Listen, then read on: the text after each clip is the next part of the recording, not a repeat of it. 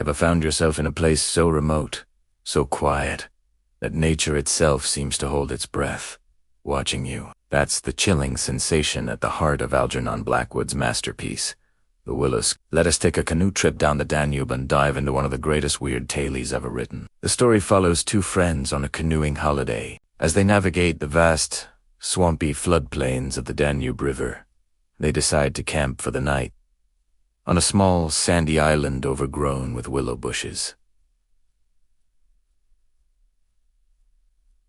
Sounds idyllic. Wrong. From the moment they land, the atmosphere is thick with an unspoken dread. The sheer scale of the landscape, the endless water, the vast sky. The whispering willows begins to feel oppressive, almost malevolent. Our narrator, a sensitive and imaginative man, starts to notice things. The willows aren't just rustling in the wind. They seem to be moving on their own, crowding closer to their tent. He sees strange, shifting shapes in the bushes, like figures forming and then dissolving. The sound of the wind isn't just wind. It carries a low, humming note, a sound that feels ancient and deeply unsettling. His companion, a more practical and down-to-earth person, tries to rationalize it all as exhaustion and imagination. But even he can't ignore the growing sense of unease. The horror in the willows is incredibly subtle. There are no jump scares, no monsters leaping out from the shadows. Instead, Blackwood builds a sense of cosmic dread. The travelers feel like they've stumbled into a place where the veil between our world and another, far stranger one, is dangerously thin. They get the feeling that they are trespassers, insignificant insects in the presence of immense, non-human entities. These willows are not just trees. They are the physical manifestation of these powerful, indifferent forces. As the night progresses, their situation becomes more desperate. Their canoe is damaged.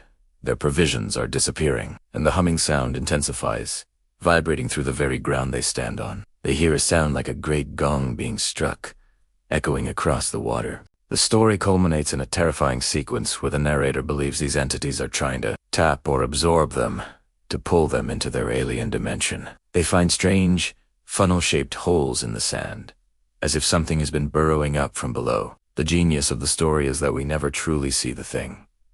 Is it a spirit? An alien? A dimension? Blackwood leaves it deliberately vague, which makes it all the more terrifying.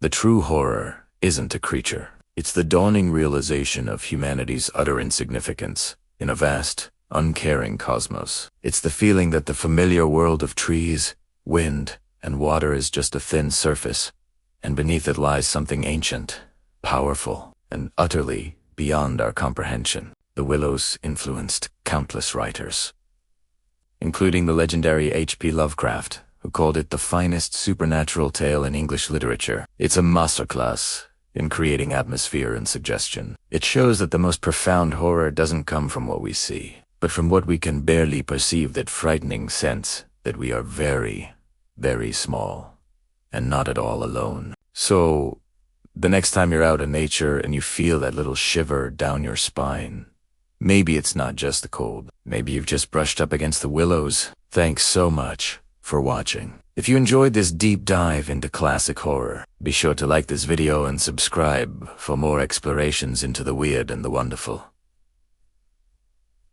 See you next time.